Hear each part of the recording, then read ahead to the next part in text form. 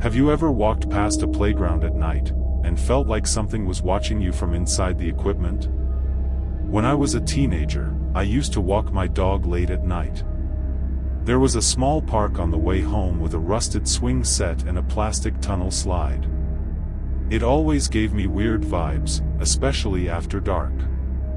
One night, around 11 p.m., I was walking past when my dog froze, growled low, and started backing away, eyes fixed on the tunnel slide.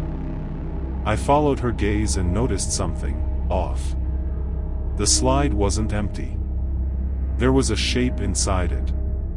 It looked like a child curled up, staring directly at us from the curve of the tunnel. Thinking it might be a lost kid, I stepped closer and called out, "Hey, are you okay?" No response. Then I heard it. A slow, soft giggle. It echoed unnaturally from inside the slide. My dog started barking and tugging the leash, desperate to leave. As I backed away, the giggle turned into whispers, gibberish I couldn't understand. I turned and ran. The next day, I walked by again during daylight. Out of curiosity, I climbed the ladder and looked into the slide. Nothing was there, except for deep scratch marks on the plastic, almost like fingernails had been scraping their way along the inside walls. I haven't walked that route since. What would you do if the swings kept moving on their own, even when the air was still? This happened to my cousin, who lived next to an old abandoned school. The schoolyard had been fenced off for years, but the playground remained behind it, untouched. She said it started small, just a swing swaying lightly late at night. Nothing alarming. Then one night, she heard two swings creaking in perfect rhythm, going higher and higher. She looked out the window and saw them moving like someone was pumping hard, but there was no one there. No wind. No animals. Just movement. Curious, she went outside with a flashlight. The moment she stepped past the fence, the swings stopped. Dead still. But as she turned to go back in, she heard a child's voice behind her. "Push me." She spun around. No one. Then came a soft giggle, right beside her ear.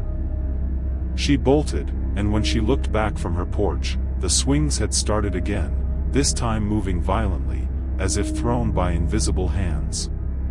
She doesn't talk about it anymore, but to this day, she won't look at a swing set after dark.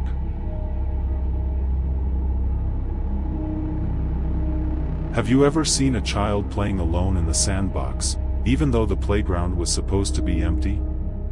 This happened to a man named Jeremy, who used to do night shifts as a security guard at a suburban elementary school. Most nights were uneventful, just walking the perimeter, making rounds, maybe chasing off the occasional raccoon. But one night around 2 a.m., Jeremy was doing a routine walk past the schoolyard when he saw something strange. The sandbox at the far end of the playground had someone sitting in it. It was a little boy. Pale. Still.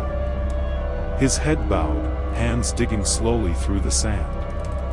Thinking it was a child who'd somehow wandered out or gotten locked outside, Jeremy radioed it in and walked toward the sandbox. But as he got closer, the air grew cold. Not just chilly, frozen, like walking into a freezer. His breath fogged up. And still, the boy didn't move.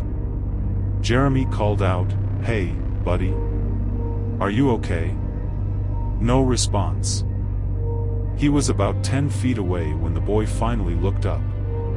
His eyes were pure black. Not shadowed.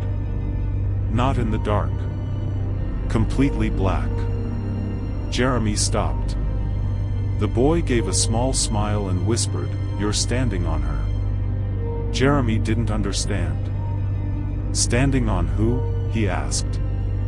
The boy slowly pointed down at the sand beneath Jeremy's boots. Jeremy stepped back instinctively, looked down, and noticed something. The sand was darker there. Wet, almost. But it hadn't rained in days. He turned to look back at the boy, but the sandbox was empty. No footprints. No child. Just the sound of something shifting beneath the surface of the sand, like something was slowly turning over. Jeremy bolted back to the building and called it in. A police investigation followed, and a week later, ground-penetrating radar revealed something disturbing. The sandbox had once been the edge of an old cemetery, long since forgotten, the graves unmarked and paved over during construction decades ago. And directly beneath the place Jeremy had stood, were the remains of a child. Jeremy quit the job shortly after.